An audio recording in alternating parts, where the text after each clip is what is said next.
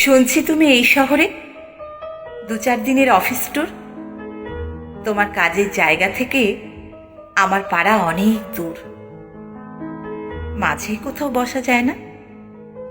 দেখা হয়নি বছর 5। ছোট্ট টেবিল, অল্প কথা, হালকা দুটো কফির আজ। বৃষ্টিতে সব সার্সি ভেজা, কফির কাপে এক চুমুক, নকশা তোলা খয়েরি ধোয়া, নীলচে আগুন জ্বালায় বুক। সেই যেখানে কলেজ কেটে বিকেলগুলো পাল্টাতাম, মনে পড়ছে? মনে পড়ছে? এখন কিন্তু একটা কফির অনেক দাম।